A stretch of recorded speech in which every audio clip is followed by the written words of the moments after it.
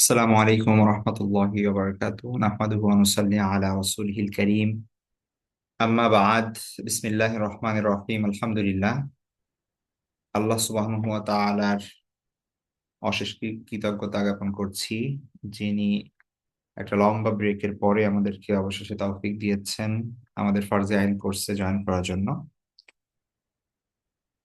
তো আলহামদুলিল্লাহ আমরা অলরেডি আমাদের 17টি সেশন শেষ করেছি। আজ থেকে আমাদের 18টি সেশন শুরু হচ্ছে, 18 নম্বর সেশন শুরু হচ্ছে এবং ইনশাল্লাহ আমাদের কোর্সের সমাপ্তি পর্যন্ত, অর্থাৎ আজকের পরে আরো প্রায় 12টি ক্লাস থাকবে। সেগুলো ইনশাল্লাহ শেষ করেই আমরা আহ ক্লাস কোর্স শেষ করবো। এর মধ্যে আশা করি কোনো ধরনের গ্যাপ পড়বে না। তো আপনাদের প্রতি অনুরোধ থাকবে যে যথাসময়ে ক্লাসে জয়েন করবেন ইনশাল্লাহ, এবং অবশিষ্ট যে ক্লাসগুলো আছে সেগুলোতে জয়েন করে শেষে যে পরীক্ষা হবে আমাদের সেটাই পার্টিসিপেট করবেন ইনশাআল্লাহ। তো লাস্টে যে ক্লাসগুলো চলছে এখন থেকে, আজকে থেকে মূলত মুআশারাত শুরু হচ্ছে আমাদের, এবং মুআশারাত, তারপর হচ্ছে আপনার হালাল হারাম আদব, এই টোটাল চারটা চারটা করে আহ 3টার 12টা ক্লাস আমাদের বাকি আছে। তো এই 12টা ক্লাস খুবই গুরুত্বপূর্ণ বিষয় থাকবে। এর আগে আমাদের যে বিষয়গুলো হয়েছে প্রধানত আকীদা, ইবাদত এবং মুআমালাত। আকীদা ইবাদতের স্বাভাবিক যে বিষয়গুলো, এগুলো সাধারণত আমরা জেনেই থাকি ওই বিষয়গুলো, কিন্তু মুআমালাত থেকে মূলত যে বিষয়গুলো পরবর্তীতে এসেছে এবং মুআশারাত থেকে এখন যে বিষয়গুলো শুরু হচ্ছে, সেগুলো অনেক ক্ষেত্রেই অবহেলিত। আমি আগের ক্লাসগুলোতে বলেছি যে আমাদের সমাজের সচেতন মুসলিম এর সংখ্যা খুবই খুবই অভাব। মানে আহ আমরা নিজেদেরকে সবাই মুসলিম দাবি করি, আল্লাহ ভালো জানেন কার ইমানের কি অবস্থা, কার আমলের কি অবস্থা। আল্লাহর কথায় আসলে মুসলমান নাম আছে কজন, সেটা আল্লাহ ভালো জানেন। বাকি আমরা তো আসলে যে নিজেকে মুসলিম দাবি করি তাকেই মুসলিম বলি। তো সেই জায়গা থেকেও প্র্যাকটিসিং মুসলিমের সংখ্যা খুবই কম। ঠিক আছে, আমরা বলে থাকি যে 90% মুসলিম মানে প্রধান দেশ বাংলাদেশ। তো আল্লাহ ভালো জানেন কত পার্সেন্ট। কিন্তু সত্যিকার অর্থে যদি আমরা দেখি যে প্র্যাকটিসিং মুসলিম মানে 5 ওয়াক্ত সালাত আদায় করেন, তারপর হচ্ছে ফরজ বিধানগুলো পালন করেন, হারাম থেকে বিরত থাকার চেষ্টা করেন, এবং এই এই এই ব্যাপারে কনসার্ন আছে, চিন্তিত তিনি। তো এই এই এই এই ক্যালকুলেশন করলে দেখা যাবে যে সেটার সংখ্যা খুবই নগণ্য। তো প্র্যাকটিসিং এর মধ্যে আরেকটা জিনিস আমি বলতে চাই, সেটা হচ্ছে সচেতন মুসলিম। প্র্যাকটিসিং মুসলিম মানে হচ্ছে যে জাস্ট প্র্যাকটিস করার চেষ্টা করে, নামাজ পড়ার চেষ্টা করে, আহ, মুখে দাঁড়িয়ে আছে বা হচ্ছে হিজাব পরে, আহ, এনাদেরকে আমরা প্র্যাকটিসিং ধরি। কিন্তু এর মধ্যেও এমন প্রকৃত সচেতন মুসলিমের সংখ্যা আরো আরো অনেক কম। তো সচেতন দ্বারা আমি বোঝাচ্ছি কি, সেটা হচ্ছে যে ধরুন একটা মানুষ নামাজ পড়ছে 5 ওয়াক্ত, এবং আহ, আমাদের সমাজে এমন অনেক মানুষ আছে 5 ওয়াক্ত নামাজ পড়ে, মসজিদে যায়, দাঁড়িয়ে আছে, হজ করে আসে, উমরা করে আছে, কিন্তু তার ব্যবসা হারাম, তার চাকরি হারাম, তার ব্যাংকে টাকা রেখে সে সুদ খাচ্ছে, তারপরে হচ্ছে কোনো ভ্রুক্ষেপ নাই, সে মনে করে যে নামাজ মানে মানেই হচ্ছে ইসলাম। ঠিক আছে। তো এই জায়গাগুলোই অনেক প্রবলেম আমাদের। অথবা ধরেন একজন মুসলিম, সে দেখা যাচ্ছে যে তার নামাজ পড়ছে, রোজা রাখছে, সবকিছু ঠিক আছে, কিন্তু ভাই ভাই কথা বলে না, ঝগড়াঝাটি, বাবা মার খোঁজ খবর নেয় না, তারপরে হচ্ছে আপনার কি বলে, এই ধরনের যে বিষয়গুলো আর কি। তো একজন মুসলিম মানে হচ্ছে সে কিভাবে, সে শুধুমাত্র যে মসজিদে যাবে 5 ওয়াক্ত নিয়ম মতো, শুধু এটাই না, বরং তার প্রত্যেকটা বিষয়ের ক্ষেত্রে সে সচেতন থাকবে। আল্লাহর যে নির্দেশনা আছে, ইসলামের যে নির্দেশনা আছে, সেটা শুধুমাত্র নামাজের ক্ষেত্রে না, শুধুমাত্র ইবাদতের ক্ষেত্রে না, প্রত্যেকটা ক্ষেত্রে মানুষের, আপনার প্রতিবেশী আপনার দ্বারা কষ্ট পায়, আপনি 5 ওয়াক্ত নামাজ পড়ে নিজেকে অনেক মনে করছেন, অথচ আপনি এরকম আমাদের আমাদের সমাজে আমরা যদি খেয়াল করি, নিজেদের দিকে তাকাই, পরিবারের দিকে তাকাই, এমন অনেক জিনিস দেখতে পাবো আমরা। ঠিক আছে। তো দেখা যাচ্ছে যে আমি 5 ওয়াক্ত নামাজ পড়ি, আমি পর্দা করি, সবকিছু ঠিক আছে, কিন্তু আত্মীয় স্বজনের সাথে কথা বলতে গেলে, ফোনে কথা বলতে গেলে, বোনদের সাথে, মায়ের সাথে কথা বলতে গেলে দেখা যাচ্ছে যে আরেকজনের গীবত, আরেকজনের পরনিন্দা, চুগলখড়ি, এই জিনিসগুলো মানে ঘন্টার পর ঘন্টা আমরা কথা বলতে থাকি আরেকজনের নামে। তো তাহলে এটা কিভাবে আপনি একজন সচেতন মুসলিম হলেন? তো এই জন্য আহ, মানে এটা খুব ইম্পর্টেন্ট বিষয়। হ্যাঁ, মানে আমরা মনে করি যে ধরেন কেউ, আপনি যদি শোনেন কারো ব্যাপারে যে এই লোকটা হচ্ছে মদ খায় অথবা শুকরের মাংস খায়, তাহলে তার প্রতি একটা কেমন ঘৃণা কাজ করবে না? ছি ছি ছি, আস্তাগফিরুল্লাহ, এই লোকটা এমন করে।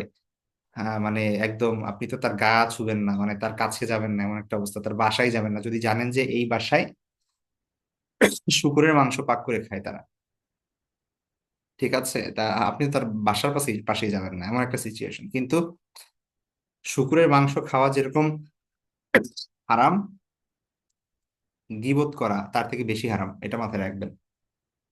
ঠিক আছে, এটা আমাদের প্রত্যেকের ঘরে ঘরে। তো এখন এই যে যে সচেতনতাটা, এটা তো আমাদের মধ্যে নাই। ঠিক আছে, তো এই জায়গাগুলো ইসলামের খুব গুরুত্বপূর্ণ পার্ট, এগুলো আমাদের বুঝতে হবে। পারস্পরিক সম্পর্কের ব্যাপারে ইসলাম কি বলে, কার কি দায়িত্ব, কার কতটুকু রেসপন্সিবিলিটি, কার কতটুকু অধিকার, রাইটস, সেই বিষয়গুলো আমাদের বুঝতে হবে। ঠিক আছে, তো সেই ধারাবাহিকতায় আমরা আজকে মুআশারাত শুরু করছি। মুআশারাত মানে হচ্ছে মূলত পরস্পর আহ, সম্পর্কের ক্ষেত্রে অধিকার এবং কর্তব্যের আলোচনা। সেটা পিতামাতা সন্তানের হতে পারে, ভাই বোনের হতে পারে, আত্মীয় স্বজনের হতে পারে, প্রতিবেশীর হতে পারে, তাই না? অন্য সাধারণ মুসলিমের হতে পারে, বা একজন অমুসলিমের ক্ষেত্রে, বা এমনকি প্রাণী জীব জন্তুর ক্ষেত্রেও আপনার আপনি কতটুকু কি কি অধিকার কার আছে এবং কি আপনার কি কর্তব্য, সেই জিনিসগুলো জানা খুব জরুরি। ঠিক আছে, আল্লাহ সুবহানাহু ওয়া তাআলা সালাত আদায় করা যেমন ফরজ করেছেন, এই জিনিসগুলো ফরজ করেছেন। তো আপনি শুধুমাত্র একটা পার্ট ফলো করার কারণে অন্য সব কিছু থেকে দায় মুক্তি পেয়ে যাবেন, ব্যাপারটা এরকম না। এগুলো খুব গুরুত্বপূর্ণ বিষয়, এবং অধিকাংশ মানুষ এই সব কারণেই কিয়ামতের দিনে মানে তারা শোচনীয় অবস্থা হবে তাদের। ঠিক আছে, তো এগুলো খুব গুরুত্বপূর্ণ বিষয়। ঠিক আছে, তো আমাদের আজকের টপিক মুআশারাতের যে বিষয়টা, সেটা হচ্ছে মূলত অধিকার এবং কর্তব্য নিয়ে, স্পেসিফিক ভাবে পিতামাতা ও সন্তানের পারস্পরিক অধিকার এবং কর্তব্য। ঠিক আছে, পিতামাতা এবং সন্তানের পারস্পরিক অধিকার ও কর্তব্য নিয়ে। তো আমরা দেখুন, আজকে যে বিষয়গুলো আমাদের এখানে থাকছে সেখানে আহ প্রথমত হক শব্দের একটু ব্যাখ্যা আমরা করে নিই। হক শব্দটা আমরা সবাই জানি, হক মানে হচ্ছে অধিকার। ঠিক আছে, মানে আল্লাহর হক বা মানুষের হক মেরে খাওয়া, এভাবে আমরা বলি না যে তার হক মেরে খেয়েছে অথবা তার হক আদায় করা। তো এই হক শব্দের অর্থ হচ্ছে মূলত অধিকার।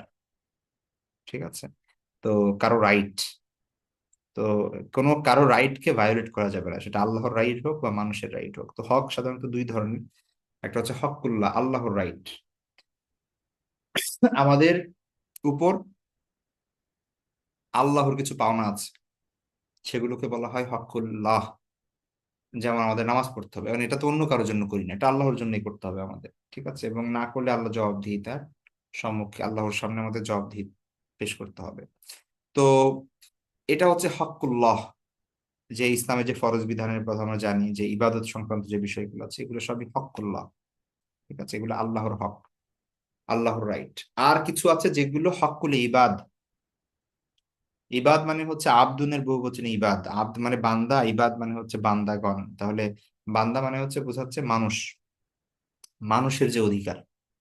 ঠিক আছে, এবং আল্লাহর অধিকার আপনার প্রতি সেটা হচ্ছে আল্লাহ আপনার কাছে পান যে আপনি 5 ওয়াক্ত নামাজ পড়বেন, রমজান মাস আসলে রোজা রাখবেন, আপনি জাকাত দিবেন, সামর্থ্য থাকলে হজ করবেন। ঠিক আছে, এটা এটা আল্লাহর অধিকার, এটা আপনাকে দিতে হবে, আল্লাহকে দিতে হবে। তেমনি ভাবে মানুষের কিছু অধিকার আছে।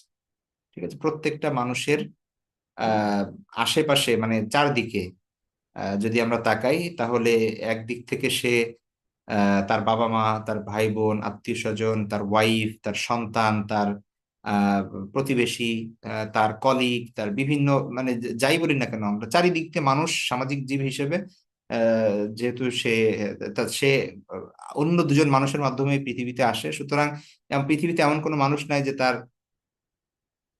কোনো নেই, মানে কোনো দায়বদ্ধতা নাই, কোনো সম্পর্ক নাই কারোর সাথে, এরকম তো হতে পারে না।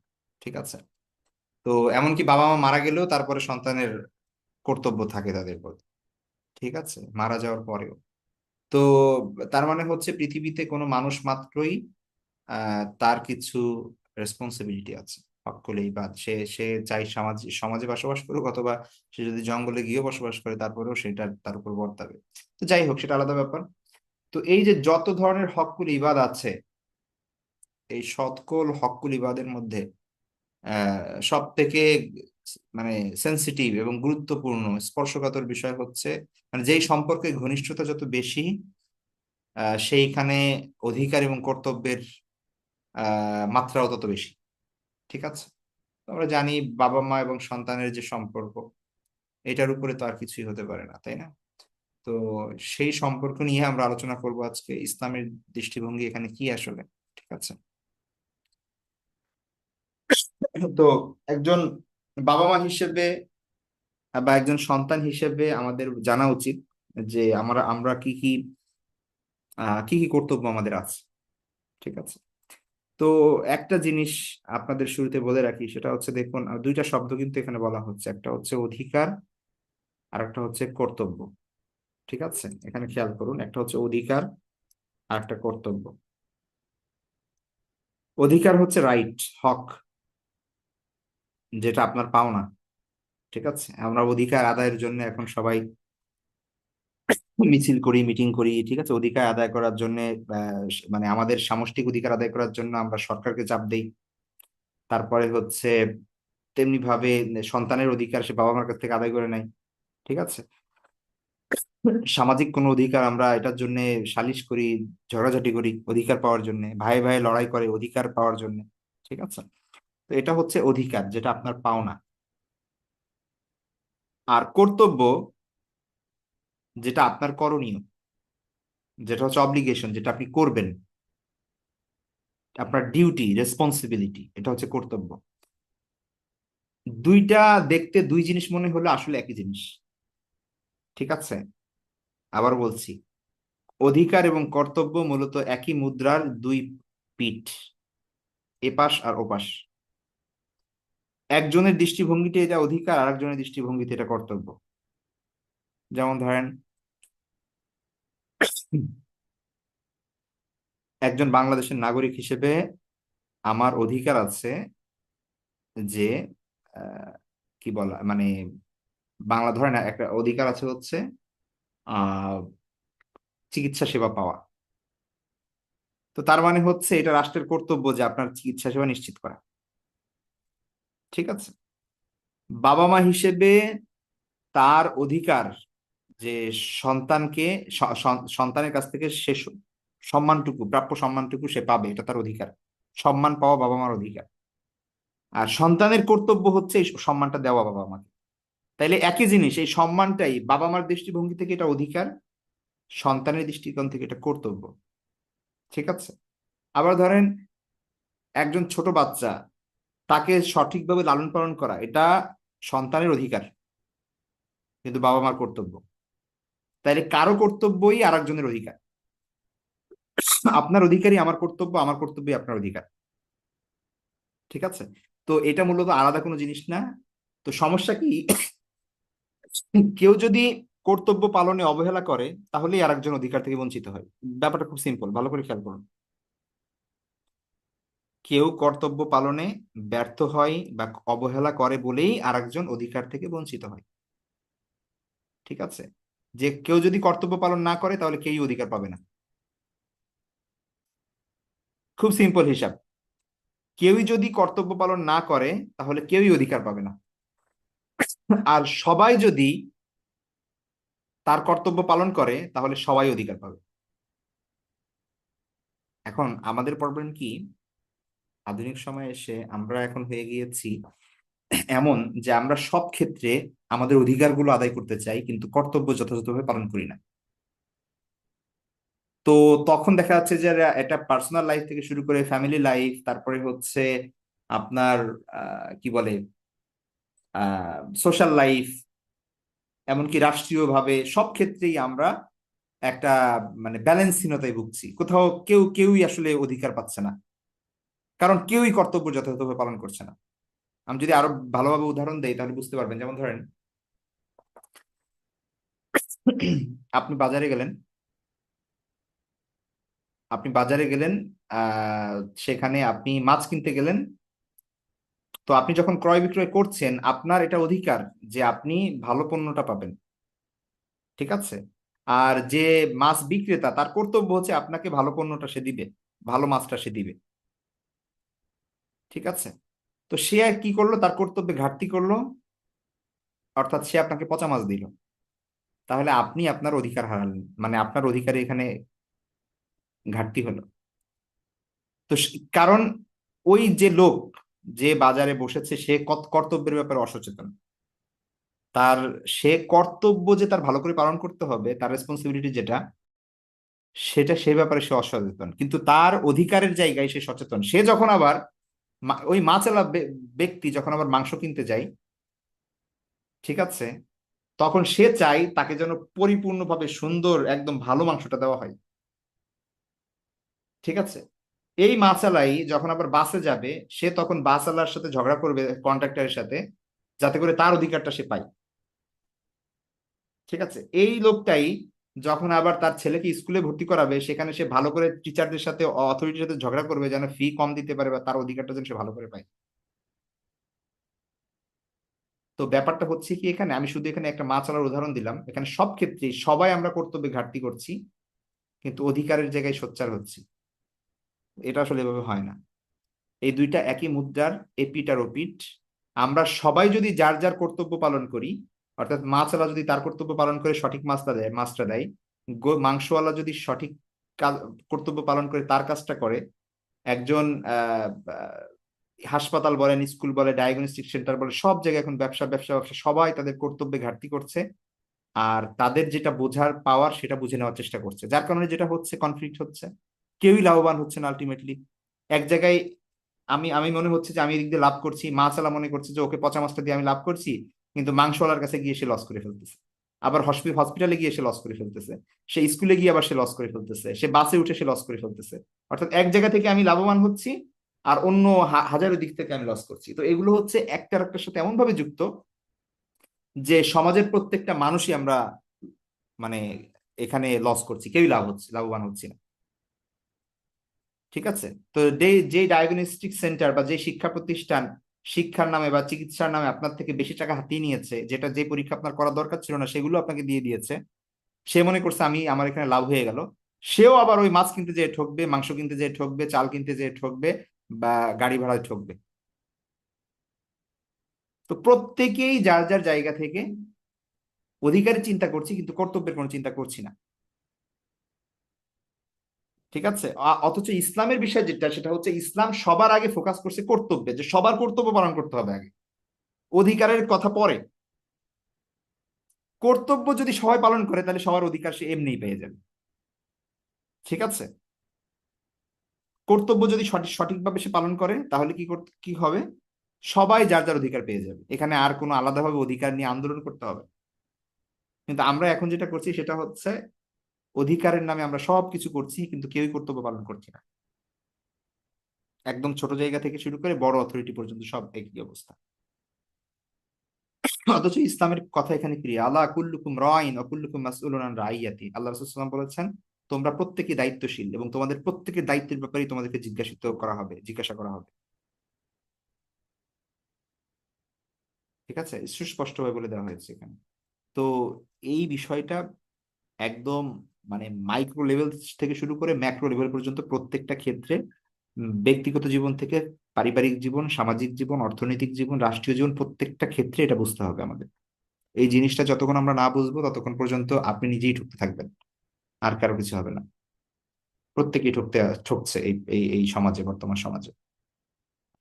তো এখানে আজকে আমাদের মানে আমি ব্রডলি আলোচনা করলাম এতক্ষণ, যেহেতু আমাদের সামনে কয়েকটা পর্ব আসবে, আজকে থেকে শুরু হচ্ছে, যেগুলো অধিকার এবং কর্তব্য বিষয়, হয় পিতামাতা সন্তানের, অথবা আত্মীয় স্বজন, অথবা প্রতিবেশী, অথবা অন্য সাধারণ মুসলমান। তো সেজন্য শুরুর দিনে এ বিষয়ে কিছু কথা বলে রাখলাম, মূল যে কনসেপ্ট সেটা বুঝিয়ে দিলাম। আচ্ছা, এবার আসুন স্পেসিফিক ভাবে পিতামাতা ও সন্তানের অধিকার কর্তব্য নিয়ে। বাংলাদেশে যদি জরিপ করা হয় যে সব থেকে বেশি ওয়াজ করা হয়েছে কোন টপিকে, মানে যে টপিক গুলো হবে সব থেকে বেশি, তার মধ্যে একটা হচ্ছে পিতামাতার অধিকার, পিতামাতার মর্যাদা, ইসলাম বাবা মাকে কতটা সম্মান দিয়েছে, সন্তানের কত কিছু করা উচিত। ঠিক আছে, আপনি যদি বই বাজারে খুঁজেন তাহলে দেখবেন অভাব নেই এই ধরনের বইয়ের। ঠিক আছে, মা মা মা বাবা, তারপরে এরকম আরো অনেক বই যেখানে বাবা মায়ের কি করা হচ্ছে, মানে তাদের কতটা স্যাক্রিফাইস সন্তানের প্রতি, এবং তাদের কি পাওনা সন্তানের। ঠিক আছে, এবং আমাদের সমাজে এই ধরনের অনেক, একটা সন্তান তার বাবা মাকে যদি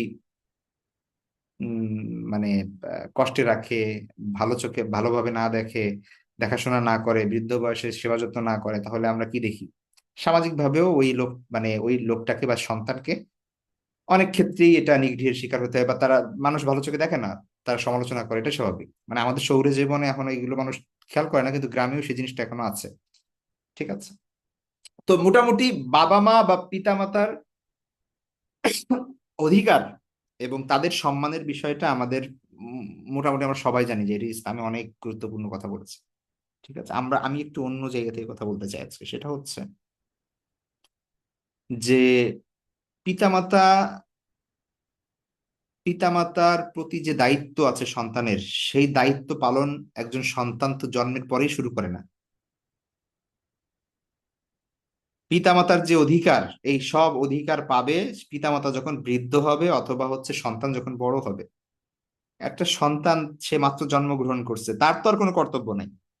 এই সময় কর্তব্য কার? এই বিষয়টা আগে, এই বিষয়টা নিয়ে সমাজে কোনো আলোচনা নাই, এই বিষয় নিয়ে কোনো ওয়াজ নাই, এই বিষয় নিয়ে কোনো বই নাই, মানে ওইভাবে পাবেন না আপনি। তো একটা বাচ্চা জন্মগ্রহণ করার পর থেকে নিয়ে তার বড় হওয়া, অ্যাডাল্ট হওয়া, সাবালক হওয়ার আগ পর্যন্ত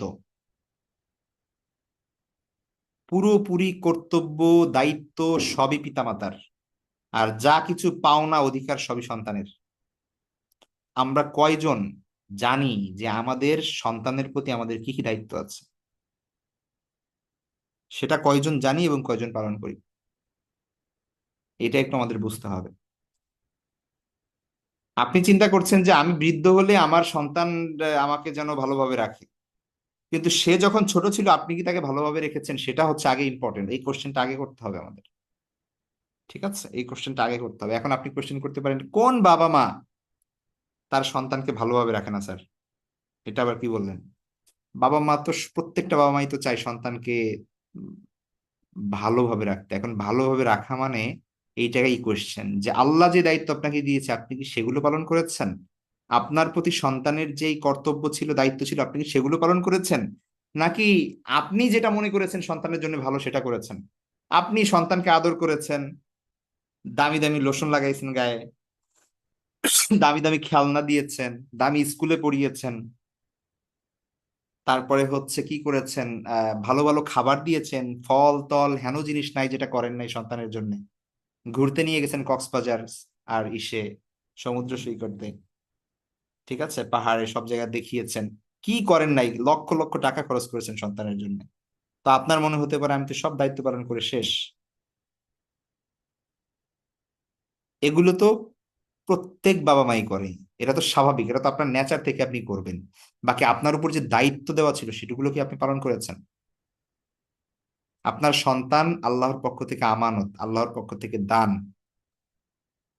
তো সেই আমানত আল্লাহ যেভাবে পালন করতে বলেছেন, তাকে দেখতে বলেছেন, বা তার যেই পরিচর্যা, যেই প্রতিপালন দিতে বলেছেন, আপনি কি সেটা দিয়েছেন? আপনি যদি এখানে ব্যর্থ হন, আপনার তো এই অধিকার নাই যে আপনি পরে বলবেন যে আমি সন্তান থেকে এই পাই। আপনি তো তাকেই প্রপার পাওনাটা দেননি। তো এই জিনিসটা আমাদের খুব ভালো করে বুঝতে হবে। আপনার সন্তান আপনার না, আপনি হচ্ছেন একটা মাধ্যম এই পৃথিবীতে আরেকটা মানুষ জন্মানোর।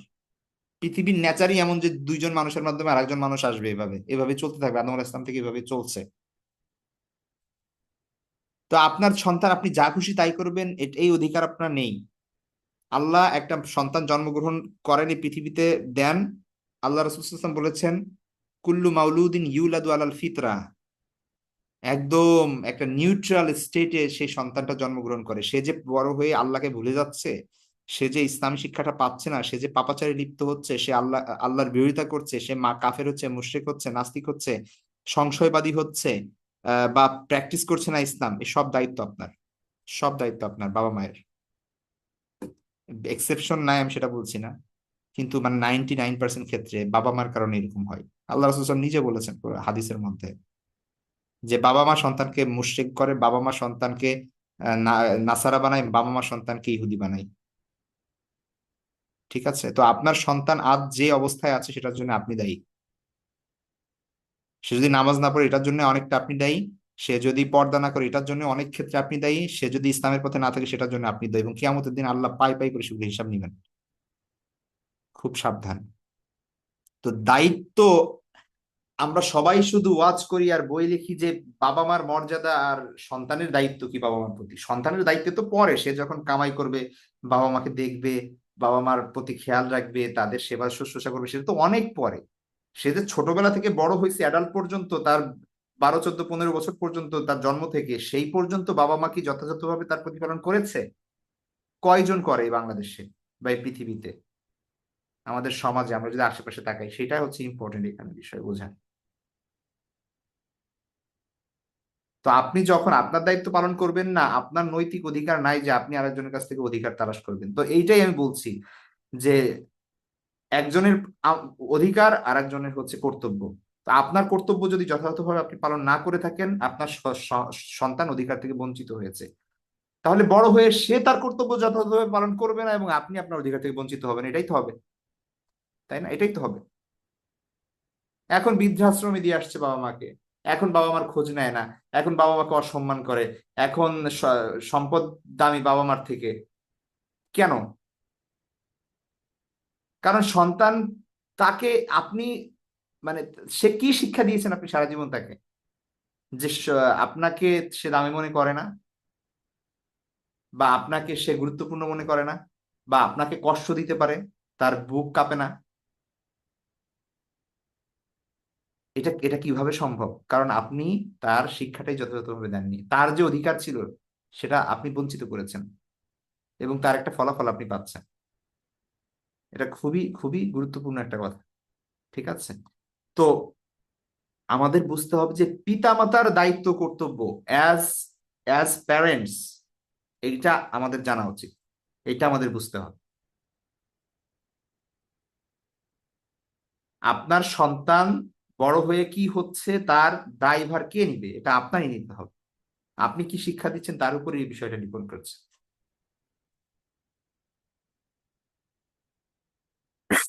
তো এজন্য এই বিষয়টা খুব গুরুত্বপূর্ণ।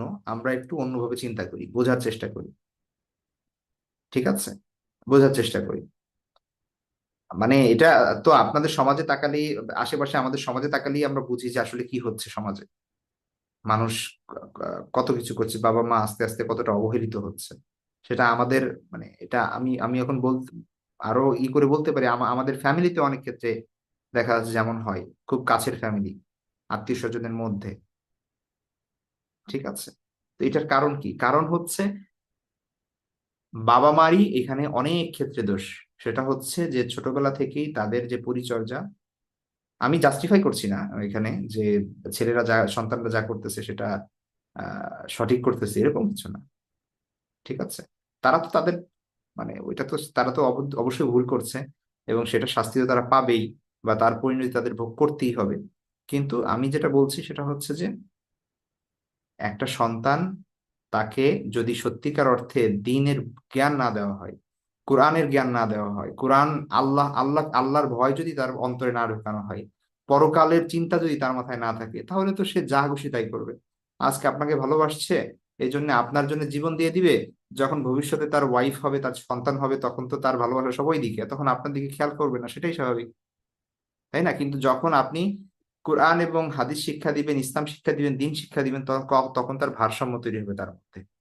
তখন হচ্ছে সে বুঝবে যে আমার কোনটা কর্তব্য, আমার কোনটা ইম্পর্টেন্ট, কোনটা আমি করতে পারি, কোনটা করতে পারি না। ঠিক আছে?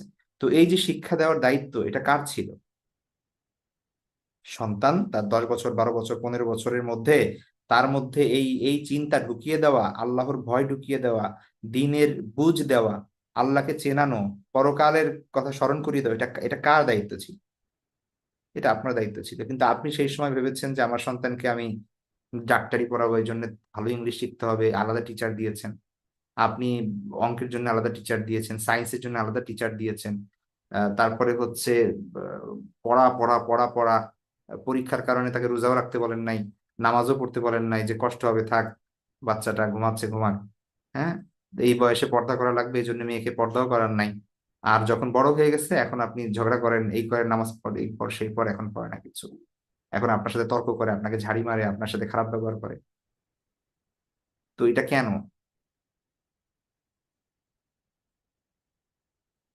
তো এটা এটা তো এখন এই সন্তানকে তো আসলে ওয়াজ করে লাভ নাই। এই সন্তানকে যদি আপনি এখন হাজারো ওয়াজ করেন যে পিতামাতার মর্যাদা এই, ঠিক আছে, সন্তানের দায়িত্ব কর্তব্য, ও তো শুনবে না।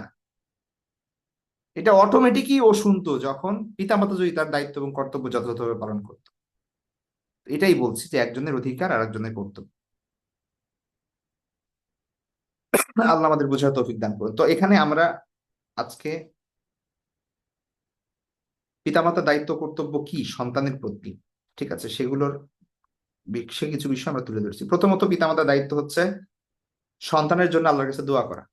আমরা যদি কোরআনের কথা দেখি তাহলে দেখবো যে, কোরআন হাদিসের কথা যদি আমরা দেখি তাহলে দেখবো যে সন্তানের যদি দোয়ার অনেক কথা বলা হয়েছে। হাদিসের মধ্যে আল্লাহ রাসূল সাল্লাল্লাহু আলাইহি ওয়াসাল্লাম বলছেন যে সালাসু দাওয়াত মুস্তাজাবাত লা শাক্কা ফিহিন্না, 3 ধরনের দোয়া আল্লাহর কাছে কবুল হয়, এ ব্যাপারে কোনো সন্দেহ নেই, কোনো সন্দেহ ছাড়াই কবুল হয়।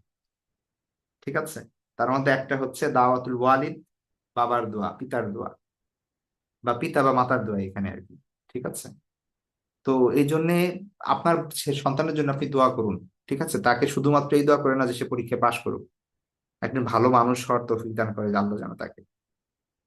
ঠিক আছে? তার সে অনেক কামাই করুক, শুধু এই দোয়া করবেন না, তার জন্য দুনিয়া এবং আখিরাতের কল্যাণ কামনা করুন। একজন একজন দিনকে যেন প্রায়োরিটি দিতে পারে সে দুনিয়ার উপর, সেই দোয়া করেন তার জন্য। তার রিজিকে আল্লাহ বরকত দেখ, সেই দোয়া করুন। সে হালাল পথে যেন ইনকাম করতে পারে, সেই দোয়া করুন।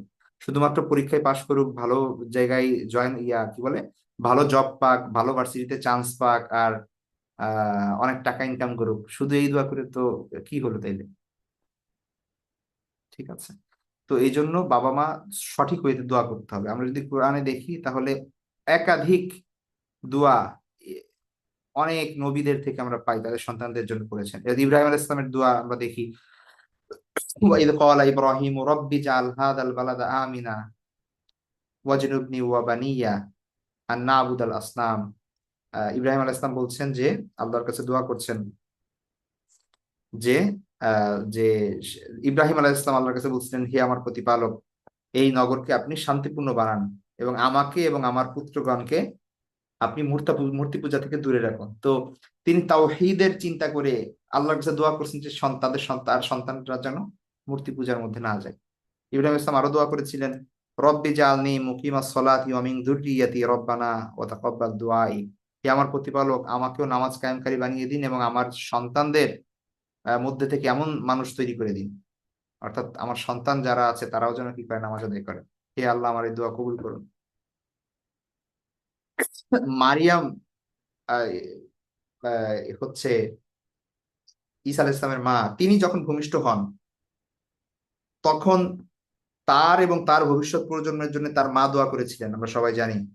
ঠিক আছে?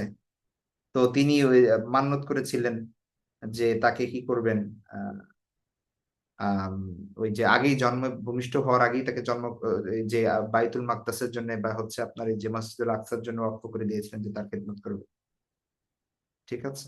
তিনি বলেছিলেন যে ওয়া ইন্নী সাম্মাইতুহা মারিয়াম, আমি একে মারিয়াম নাম রাখলাম, ওয়া ইন্নী উঈদুহা বিকা ওয়া যুররিয়াতাহা মিনাশ শাইতানির রাজিম, যে আমি মারিয়াম এবং তাকে, আমি তার এবং তার বংশধরকে অভিশপ্ত শয়তান থেকে আল্লাহর কাছে মানে আপনার কাছে আমি আশ্রয় আশ্রয় প্রার্থনা করলাম, আপনার আশ্রয় অর্পণ করলাম, এটা তিনি দোয়া করেছিলেন।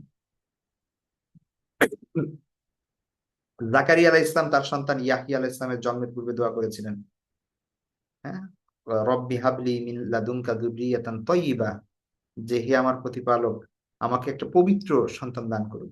তো সন্তান আসার আগে থেকেই দোয়া, সন্তান আসার পরে দোয়া। সর্বপ্রথম কাজ হচ্ছে দোয়া, আল্লাহর কাছে দোয়ার কোনো বিকল্প নেই।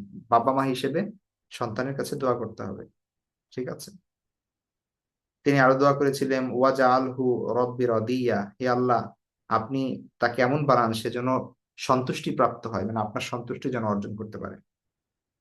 এবং আরো বলেছিলেন ইব্রাহিম আলাইহিস সালাম, ইসমাইল আলাইহিস সালাম ভূমিষ্ঠ হওয়ার পূর্বে দোয়া করেছেন রব্বি হাবলি মিনাস সলিহিন, হে আল্লাহ, আমাকে একটা পুত্র সন্তান দান করুন যে হবে সৎকর্মশীল, সলিহদের অন্তর্ভুক্ত হবে যে। তো তেমনি ভাবে আমরা আহ আরো জানি এরকম দোয়া কোরআনে আরো অসংখ্য জায়গায় এসেছে, যেখানে আল্লাহ রাসূল আল্লাহ সুবহানাহু ওয়া তাআলা বর্ণনা করেছেন যে তার পূর্বের নবীরা তার সন্তানদের জন্য দোয়া করেছেন, ঠিক আছে। আর আমরা তো এই আয়াতটা সবাই জানি, রব্বানা হাবলানা মিন আজওয়াজিনা ওয়া যুররিয়াতিনা কুররাতা আইনি ওয়াজআলনা লিল মুত্তাকিনা ইমামা। এটা আল্লাহ সুবহানাহু ওয়া তাআলা বর্ণনা করেছেন যে আল্লাহর বিশেষ বান্দারা, বান্দাদের একটা গুণই হচ্ছে যে তারা নেককারদের বৈশিষ্ট্য আল্লাহ বর্ণনা করছেন মূলত এখানে। তো তিনি আল্লাহ সুবহানাহু ওয়া তাআলা বলছেন যে তার বিশেষ বান্দারা, তাদের একটা গুণই হচ্ছে যে তারা এই কথা বলে, এইভাবে দোয়া করে আল্লাহর কাছে। তো এই দোয়াটা আপনি দেখেন এখানে, যে হে আমার প্রতিপালক, আমাদের জন্য এমন স্ত্রী এবং সন্তান সন্ততি দান করো যারা হবে আমাদের জন্য মানে নয়ন প্রীতিকর, যাদেরকে দেখলে আমাদের চোখ জুড়ায় যায়, ঠিক আছে, এবং আমাদেরকে মুত্তাকিদের জন্য অনুসরণযোগ্য করো। এই দোয়া করেছিল, করা এটা হচ্ছে ইমানদারের লক্ষণ, প্রকৃত মুমিনের লক্ষণ, যে নিজের জন্য, ওয়াইফের জন্য, সন্তানের জন্য দোয়া করবে। তো এই জন্য এটা খুব ইম্পর্টেন্ট, প্রথম দায়িত্ব সন্তানের প্রতি বাবা মার, সেটা হচ্ছে বেশি বেশি দোয়া করা, এমনকি জন্মের আগে থেকেই। দ্বিতীয়ত, সন্তান জন্মগ্রহণ করার পরে একদম প্রাথমিক যে বিষয়গুলো আছে, তার কানে তাওহীদ এবং রিসালাতের বাণী পৌঁছানো, আজান দেওয়া, ঠিক আছে। আল্লাহ রাসূল সাল্লাল্লাহু আলাইহি ওয়াসাল্লাম জন্মের পরপরই সর্বপ্রথম জন্মগ্রহণ করা হলেই তিনি সন্তানের কানে আজান দিতে বলেছেন। অনেক সাহাবী বর্ণনা করেছেন, রাআইতু রাসূলুল্লাহ সাল্লাল্লাহু আলাইহি ওয়াসাল্লাম আযানা ফি উযুনিল হাসান ইবনে আলী হিনা ওয়ালাদাতহু ফাতিমাতু বিসসালাত। ফাতিমা রাদিয়াল্লাহু তাআলা আনহা যখন হাসানকে জন্ম দিলেন, আল্লাহ রাসূল সাল্লাল্লাহু আলাইহি ওয়াসাল্লাম আযানে যে সালাত পাঠ, আযানের সালাতের যে আযান, সেই আযান হাসান রাদিয়াল্লাহু তাআলার কানে তিনি বলেছিলেন। আমি এটা দেখেছি, আবু রাফি রাদিয়াল্লাহু তাআলা বর্ণনা করেন, ঠিক আছে। তো এটা আমরা সবাই জানি, এটা সুন্নাহ যে শিশুর কানে আজান দেওয়া।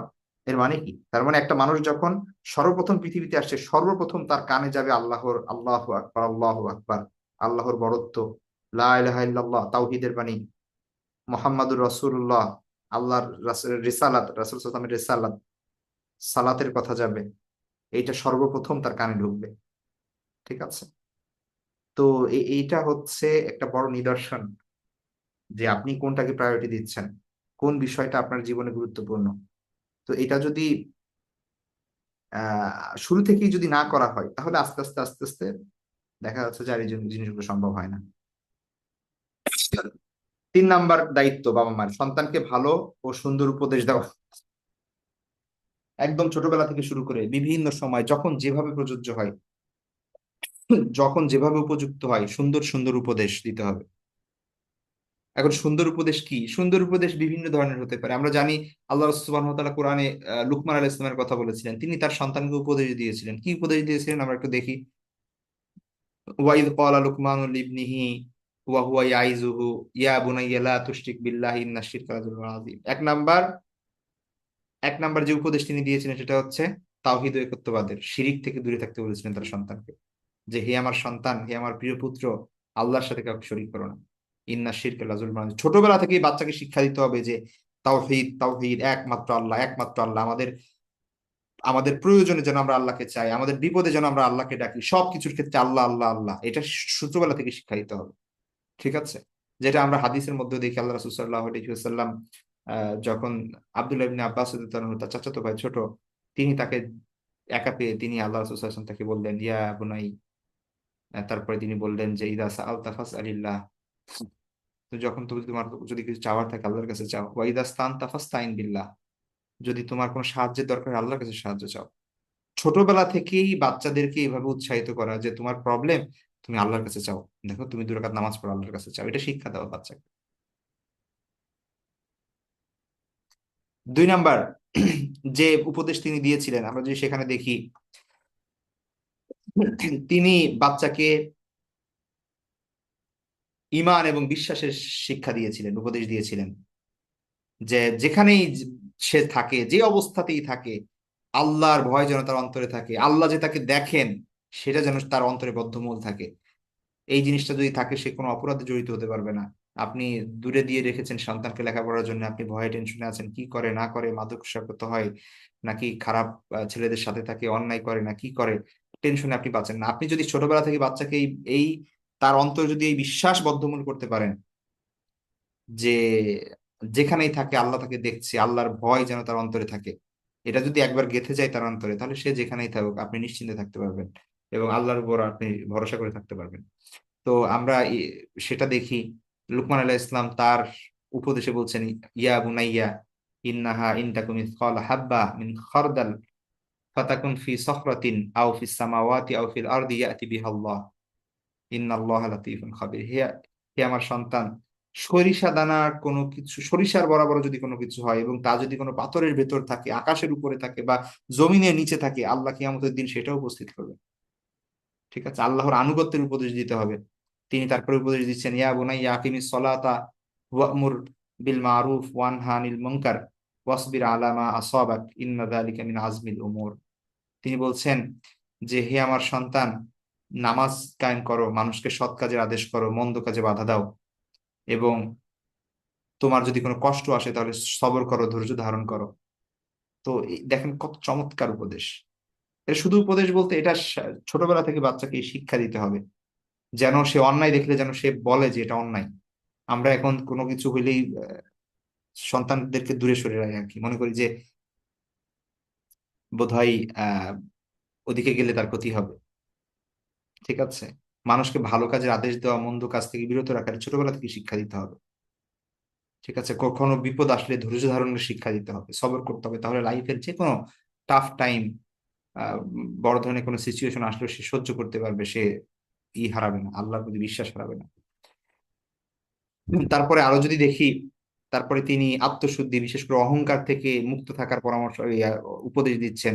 ওয়ালা তুসাইর খাদ্দাকা লিন্নাস ওয়ালা তামশি ফিল আরদি মারাহা, মানুষের সামনে অহংকার বশত নিজের গাল ফুলিয়ে চলো না, ভূমিতে দর্প ভাবে চলো না। ঠিক আছে, দর্প ভরে চলো না, নিশ্চয় আল্লাহ সুবহানাহু ওয়া তাআলা অহংকারীকে পছন্দ করেন না। তিনি তারপরে বলছেন, ওয়াকসিদ ফি মাশিক ওয়াহুদুদ মিন সাউতিক, তোমার আহ পদচারণায় মধ্যম পন্থা অবলম্বন করো, কণ্ঠকে সংযত রাখো, চেঁচিয়ে চিৎকার চেঁচামেচি করে ঝগড়াঝাটি করে কথা বলো না। দেখেন চমৎকার চমৎকার লোকমান আলাইহিস ইসলাম যেই আহ যে উপদেশগুলো দিয়েছিলেন সন্তানকে, প্রত্যেকটা উপদেশই আমরা কি করতে পারি, আহ আমাদের সন্তানদেরকে এগুলো শেখাতে পারি। এটা জাস্ট আমরা এভাবে বললেই যে সন্তান শিখে যাবে ব্যাপারটা এরকম না। ছোটবেলা থেকেই প্রত্যেকটা কাজের মাধ্যমে, ব্যবহারের মাধ্যমে, আচারের মাধ্যমে তার সামনে সে যদি দেখে যে আপনার বড় একটা বিপদে আপনি ধৈর্য ধারণ করছেন, সেও ধৈর্য ধারণ শিখবে। সেও যদি দেখে যে আপনি নরম ভাবে কথা বলেন, ভদ্রভাবে কথা বলেন, সেও এটা শিখবে। তো শুধু তো বললেও হবে না, নিজেরও সেটা পালন করতে হবে। তো এটা পুরোপুরি আপনার জন্মগ্রহণ করেছে যখন আপনার বাচ্চা, সেই সময় থেকে আপনার পুরোপুরি একটা চেঞ্জ মানুষ হতে হবে। ঠিক আছে, আপনি আগে যেমন ছিলেন তেমনই থাকবেন, বা উচ্ছৃঙ্খল জীবনযাপন করবেন আর আপনি মনে করবেন আপনার সন্তান অটোমেটিক শৃঙ্খল হয়ে যাবে, এটাও তো কখনো সম্ভব না। তো যাই হোক, তেমনি ভাবে আল্লাহ রাসূল সাল্লাল্লাহু আলাইহি ওয়াসাল্লাম, এই যে ইবনে আব্বাস রাদিয়াল্লাহু তাআলা আনহুকে যে কথা যে বললাম যে তাকে যে নসিহত গুলো করেছিল, সেই নসিহত খুব গুরুত্বপূর্ণ। সেখানে আমরা দেখি আল্লাহ রাসূল সাল্লাল্লাহু আলাইহি ওয়াসাল্লাম তাকে বলেছিলেন যে, ইয়া গোলাম আলা উআল্লিমুকা কালিমাত ইয়ানফাউকা আল্লাহ বিহিন, হে বৎস, আমি কি তোমাকে এমন কিছু কথা শিখিয়ে দেবো না যেগুলো দ্বারা আল্লাহ তোমার উপকৃত করবেন, আল্লাহ তোমাকে উপকৃত করবেন। এরপরে আল্লাহ রাসূল সাল্লাল্লাহু আলাইহি ওয়াসাল্লাম কয়েকটা উপদেশ তাকে দেন, ইহফাদিল্লাহ ইয়াহফাজ, ইহফাদিল্লাহ তাজিদহু আমামাক, যে তুমি আল্লাহকে হেফাজত করো আল্লাহ তোমার হেফাজত করবে, তুমি আল্লাহকে হেফাজত করো আল্লাহকে তোমার সম্মুখে পাবে তুমি। তার মানে কি? তার মানে হচ্ছে যে আল্লাহ যে বিধিনিষেধ আল্লাহ যেই হুকুম হাকাম তোমাকে দিয়েছে সেগুলোর হেফাজত করো, যদি সেগুলো যদি যথাযথভাবে পালন করো, তাহলে আল্লাহ তোমাকে হেফাজত করবেন, তোমারও বিপদে তুমি আল্লাহকে পাবে। তাআররাফ ইলাইহি ফির রাখাই ইয়ারিফকা ফিশ সিদ্দা। সুখের সময় তুমি আল্লাহকে চেনো, আল্লাহর কথা স্মরণ রাখো, তাহলে দুঃখের সময় তোমাকে তিনি চিনবেন, তোমার তোমার বিপদ দূর করে দিবেন। ঠিক আছে, তেমনি ভাবে এই যে ইজা সাআলতা ফাসআলিল্লাহ ওয়া ইজা ইসতানতা ফাসতাইন বিল্লাহ, যখন চাইবে আল্লাহর কাছে চাইবে, যখন সাহায্যের দরকার হবে আল্লাহর কাছে সাহায্য চাইবে।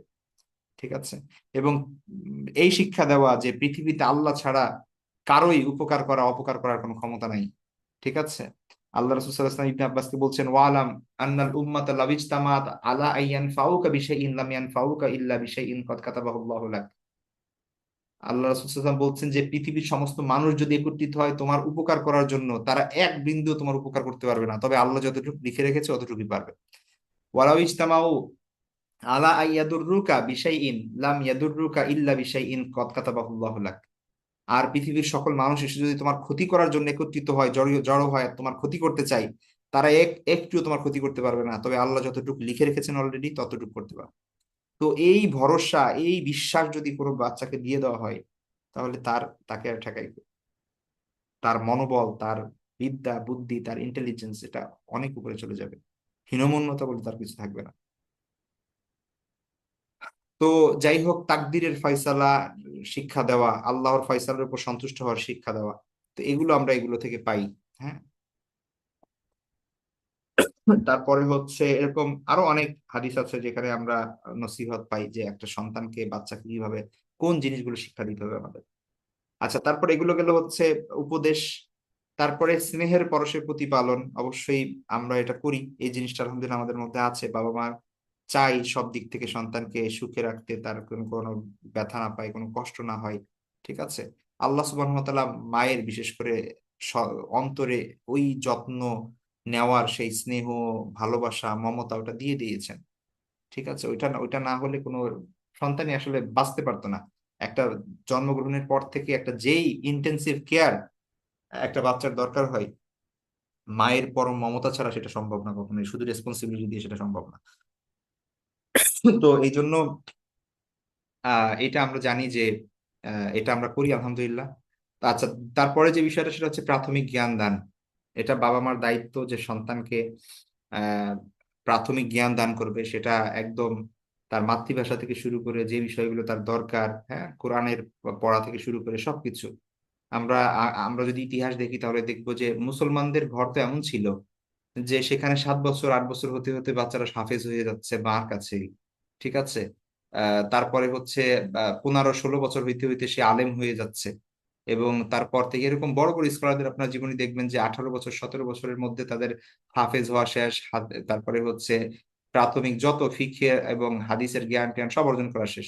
এরপর থেকে তারা সফরে বের হয়ে যেত দূরে দূরে, বিভিন্ন শায়খের সাথে দেখা করতো, তারপরে কিতাব লিখতো, বিভিন্ন জিনিস করতো, কিন্তু বেসিক যে জ্ঞান ট্যান, যতটুকু আমরা মূলত একজন আলেম হওয়ার জন্য যতটুকু দরকার হয়, এগুলো তারা 15 16 বছরের মধ্যে সব শেষ করে ফেলতো। কারণ তারা 7 8 বছরের মধ্যে হাফেজ হয়ে যেত, কোরআন মেমোরাইজ করে ফেলতো। ঠিক আছে, ওই ছোটবেলা থেকে তার মায়ের মুখে শুনতে শুনতে শুনতে শুনতে। তো এইটা এটা হচ্ছে এই মানে এটা এটা হচ্ছে এটাই আমাদের ঐতিহ্য ছিল, মুসলিম ঐতিহ্য এটাই ছিল। ঠিক আছে, এখন আধুনিক সময়ে এসে আমরা বাবা একদিকে চাকরিতে যাচ্ছে, মা একদিকে চাকরিতে যাচ্ছে, বুয়ার কাছে ফেলে যাচ্ছে। এখন আহ, পশ্চিমা কান্ট্রিতে বেবি সিটার আছে, ওই ওই কালচার আমাদের সমাজে আছে।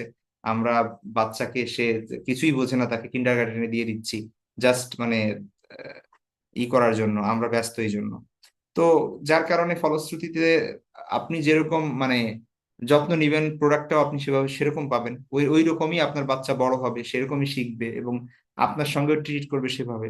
তো এগুলো সবকিছুই একটার একটার মূলত সাথে সম্পৃক্ত যুক্ত। হ্যাঁ, তো প্রাথমিক জ্ঞান দান করা, তারপরে পরিষ্কার পরিচ্ছন্ন জীবনযাপনে অভ্যস্ত করা, সৌজন্যবোধ শিক্ষা দেওয়া, এটা খুব ইম্পর্টেন্ট বিষয়।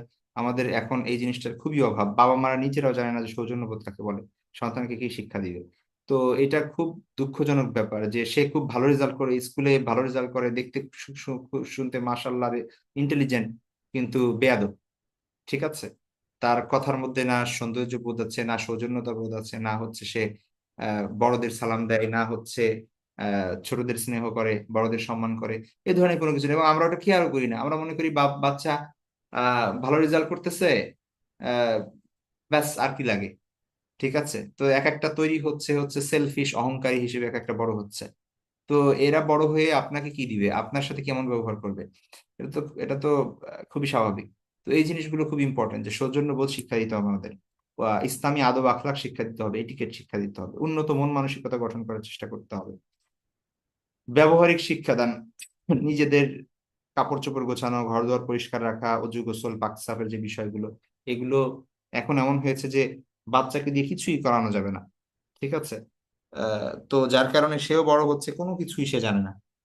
ঠিক আছে, নিজের কাপড় নিজে ধুতে জানে না, এমনকি অনেক বড় হয়ে গেছে, মা এখনো গোসল করায় দেয় তাকে, এরকম হয়ে গেছে। তো যার কারণে এগুলো ফার্মের মুরগির মতো বড় হচ্ছে। মানে প্র্যাকটিক্যালি লাইফে যখন সে যাবে, তখন সে মানে প্রতিটা ক্ষেত্রেই সে তার আছাড় খেতে হবে। ঠিক আছে, তো এই জন্য ছোটবেলা থেকেই তাদেরকে নিজের কাজ নিজে করার এই এই প্রবণতা তাদের মধ্যে তৈরি করতে হবে, শিক্ষা দিতে হবে। ঠিক আছে, এর এর কারণে তো তার আদর কমে যায় না, এর কারণে তো তার কোনো ক্ষতি হয় না, বরং তার মানসিক বিকাশ আরো বাড়বে, আরো অনেক কিছু শিখতে পারবে সে। ইসলামের অনুশাসনের জ্ঞান দান এবং অনাড়ম্বর জীবন যাপনে অভ্যস্ত করা খুব ইম্পর্টেন্ট একটা বিষয়। ঠিক আছে, ইসলামের বিধিবিধান হুকুম আহকাম সেগুলো ছোটবেলা থেকে, যখন যে সময় যেটা প্রযোজ্য সেই সময় থেকে সেগুলো শিক্ষা দিতে হবে। আমরা অনেকেই মনে করি যে মেয়ে বাবু, তাকে দেখা যাচ্ছে যে জিন্স পরাচ্ছি, তারপরে হচ্ছে শর্টস পরাচ্ছি, তারপরে হচ্ছে চাপা ড্রেস পরাচ্ছি। আহ মানে আমরা ওই যে টিভিতে দেখতে দেখতে অভ্যস্ত, আমাদের মনে হয় যে এখন ফেসবুক রিলস আর ইউটিউব শর্টস দেখতে দেখতে এরকম অনেক বাচ্চার ছবি আসে, আমরা মনে করি যে ওয়াও কি সুন্দর লাগছে। ওইভাবে নিজের সন্তানকেও সাজাই, আর মনে করি যে ও পর্দা টর্দা এটা তো বড় হলে। ঠিক আছে, তো ওর যখন বড় হয়ে যায়, যখন 12 বছর 13 বছর হয়ে যায়, যখন বড় হয়ে যায়, পর্দার সময় আসে, এতদিন তো আপনি পড়ান নাই, এখন আর নতুন করে তার মাথায় হিজাব দেওয়া যায় না, কারণ এতদিন পড়ে নাই।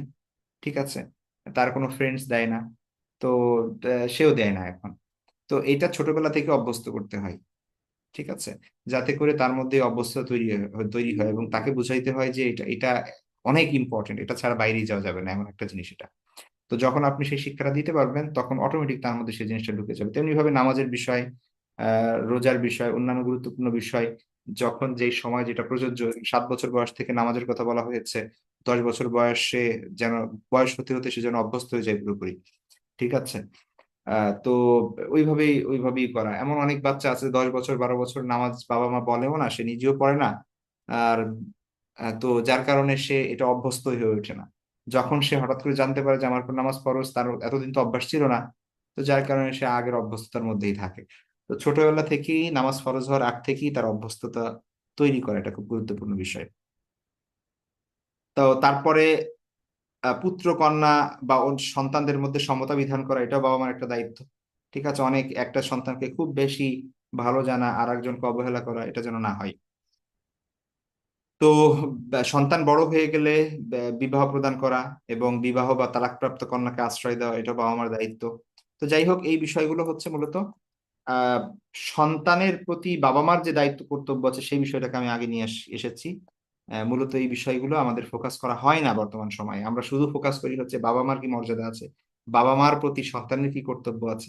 তো আপনি যদি এই দায়িত্বগুলো পালন করেন সন্তানের প্রতি, ওই সন্তানকে ওয়াজ করে বোঝানো লাগবে না যে তোমার বাবা মাকে তোমার দেখাশোনা করতে হবে বা তোমার বাবা মার প্রতি তোমার অনেক দায়িত্ব আছে। সে অটোমেটিকই বড় হয়ে দায়িত্ববান সন্তান হবে।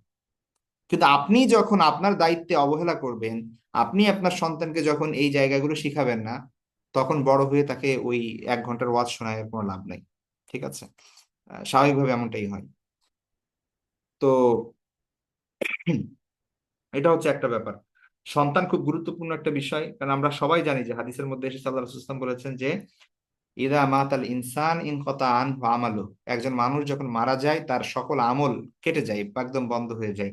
ইল্লা মিন সালাসাতি আশিয়া, 3টা বিষয় ব্যতীত। 1 নম্বর হচ্ছে সদকা জারিয়া, 2 নম্বর হচ্ছে ইলম ইউনতাফাউ বিহি, যে ইলম আপনি রেখে গেছেন যার দ্বারা মানুষের উপকার হচ্ছে, একটা বই লিখে গেছেন, বা ইলমি কোনো খেদমত আপনি রেখে গেছেন যেটার মাধ্যমে মানুষ উপকৃত হচ্ছে, তো সেটা সব আপনি পাবেন। সদকায়ে জারিয়া যদি রেখে যান, এমন কিছু করে গেছেন ভালো কাজ, যেটা চলছে, আপনি একটা মসজিদ দিয়ে গেছেন, একটা মাদ্রাসা দিয়ে গেছেন, বা ভালো কোনো প্রতিষ্ঠান করে গেছেন যেখানে ভালো কাজ চলছে, মানুষ হচ্ছে, তো সেখানে যতদিন ওই প্রতিষ্ঠান থাকবে ততদিন আপনি সওয়াব পাবেন। অথবা আও ওয়ালাদিন সালিহিন ইয়াদউ লাহু, যদি সুসন্তান থাকে, সৎ নেককার সন্তান থাকে, সে যদি বাবা মার জন্য দোয়া করে, তাহলে সেই দোয়াটাও বাবা মা পাবে। ঠিক আছে। তো এই জন্য একজন সুসন্তান রেখে যাওয়া, এর থেকে বড় অ্যাসেট আর পৃথিবীতে অন্য কোনো কিছু হতে পারে না, কোনো কিছুই হতে পারে না। ঠিক আছে। তো এটা নিজেদের স্বার্থে সন্তানকে সুসন্তান বানাতে হবে, নিজেদের স্বার্থে। এটা খুব ইম্পর্টেন্ট বিষয়। আচ্ছা, এবার আসেন, আমরা সবাই জানি যে বিষয়, পিতা মাতার প্রতি সন্তানের কি কর্তব্য। আমরা কোরআনে এই আয়াতটা, আমরা সূরা ইসরার বনি ইসরাইলের আয়াত, যেটা ওয়াকাদা রাব্বুকা আল্লা তা'বুদু ইল্লা ইয়্যাহু ওয়া বিল ওয়ালিদাইনি ইহসানা। আল্লাহ তার তাকে মানে আল্লাহ বলছেন যে আমাকে ছাড়া আর কাউকে ইবাদত করা যাবে না। এরপরেই আল্লাহ যে কথাটা বলছেন সেটা হচ্ছে বাবা মার সাথে ভালো ব্যবহার করতে হবে, সদ্ব্যবহার করতে হবে। সুতরাং বাবা মার সম্মান অনেক বেশি। আমরা কোরআন এবং অনেক হাদিসের আয়াত থেকে আমরা হাদিস থেকে, অনেক কোরআনের আয়াত এবং হাদিস থেকে আমরা জানতে পারি, আল্লাহ বলছেন যে ওয়াসাইনাল ইনসানা বিওয়ালিদাইহি হামালাতহু উম্মুহু ওয়াহনান আলা ওয়াহনিন ফাফিসালুহু ফি আমাইনি আনিশকুর ইলি ওয়া লিওয়ালিদাইক ইলাইয়াল মাসির। আল্লাহ বলছেন যে আহ, আর আমি মানুষকে তার পিতামাতার প্রতি সৎ আচরণের নির্দেশ দিয়েছি। তার মা কষ্টের পর কষ্ট করে গর্ভে ধারণ করেছে এবং তার দুধ ছাড়ানো হয় 2 বছরে, অর্থাৎ এই সময় পর্যন্ত সে, তার বাবা মা কত কষ্ট করেছে। অতএব পিতামাতার প্রতি আল্লাহ সুবহানাহু ওয়া তাআলা কৃতজ্ঞ হতে বলেছেন, যে আমার প্রতি এবং পিতামাতার প্রতি তুমি কৃতজ্ঞ হও। সুতরাং বাবা মার সম্মান অনেক বেশি, সে ব্যাপারে কোনো সন্দেহ নেই। সুতরাং আমরা এটা জানি অলরেডি। এখন আমরা শুধু যদি দ্রুত যাই যে কি কি দায়িত্ব, ঠিক আছে, আমাদের সেই বিষয়গুলো যদি আমরা দেখি, যে পিতামাতার প্রতি সন্তানের আসলে দায়িত্ব এবং কর্তব্য কি কি। 1 নাম্বার হচ্ছে পিতামাতার সদাচরণ করতে হবে, তাদের সাথে ভালো ব্যবহার করতে হবে। ভালো ব্যবহার এখন কাকে বলে সেটা তো আর একটা বিষয়।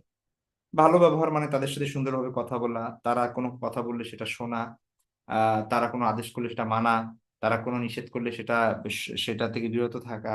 ঠিক আছে, তাদের মনে কষ্ট না দেওয়া, তাদের সামনে জোর গলায় কথা না বলা, তাদের সামনে এমন কিছু না বলা যে তারা কষ্ট পাবে। ঠিক আছে। তাদের প্রয়োজনে সকল প্রয়োজন মেটানো। ঠিক আছে, বৃদ্ধ হয়ে গেলে তাদের দেখাশোনা করা, সেবা শুশ্রূষা করা, এগুলোই তো ভালো ব্যবহার। মুশরিক হলেও পিতামাতার সাথে ভালো ব্যবহার করতে হবে, মুশরিক হলেও। সুতরাং মুমিন হলে তো বলার অপেক্ষাই রাখে না। তো পিতামাতার প্রতি সন্তানের যে পালনীয় কর্তব্য, সদ্ব্যবহার করা, সেবা যত্ন করা, তারপরে হচ্ছে তাদের আহ্বানে সাড়া দেওয়া, যখনই ডাকবে পিতামাতার সাথে সাথে যেতে হবে, তাদের কথা পালন করা, বার্ধক্যে সেবা যত্ন করা, কৃতজ্ঞতা আদায় প্রকাশ করা, তাদের খিদমত করা, আদব ও সম্মান করা, আনুগত্য করা, আর্থিক সহায়তা করা, ক্ষমা প্রার্থনা ও দোয়া করা, তাদের যদি কোনো ওয়াদা ওসিয়ত ও ঋণ থাকে সেগুলো আদায় করা তাদের মৃত্যুর পরে। ঠিক আছে। বাবা মার যদি কোনো ঋণ থাকে, সন্তানের উচিত সেটা পরিশোধ করে দেওয়া। বাবা মা যদি কোনো ওসিয়ত করে যায়, তাহলে সেটা যেন সন্তান পূরণ করে। বাবা মার যে মানে আত্মীয় স্বজন, বন্ধু বান্ধব, তাদের সাথে ভালো ব্যবহার করা, তাদের সাথে সম্পর্ক বজায় রাখা। তো এই বিষয়গুলো মূলত একজন সন্তানের দায়িত্ব। তো যাই হোক, এগুলো আহ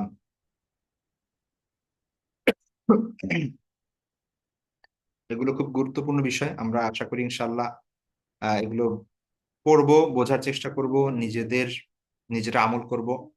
এবং আহ কারণ এগুলো, দুনিয়া যাই হোক না কেন, একভাবে তো জীবন চলেই যাবে। মূল হচ্ছে পরকালে আল্লাহ সুবহানাহু ওয়া তাআলা যেন এই কথা না বলে যে তোমাকে আমি একটা সন্তান দিয়েছিলাম, সে তো আমার বান্দা, কিন্তু তুমি তো তাকে আমার পথ থেকে তাকে বিচ্যুত করে ফেলেছো। তখন বাবা মা হিসেবে আমরা কি জবাব দিব? এটা একটা বড় বিষয়, যেটা আমাদের কনসার্ন হওয়া উচিত, যে বিষয়। ঠিক আছে। তো বাবা মা মানে শুধু বাবা মা না, বাবা মা মানে অনেক বড় রেসপন্সিবিলিটি।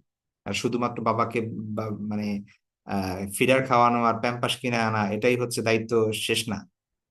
ঠিক আছে। এখানে এখানে অনেক অনেক দায়িত্ব আছে, অনেক বড় দায়িত্ব আছে, অনেক বড় প্ল্যান আছে, অনেক বিষয় চিন্তা ভাবনা করতে হবে।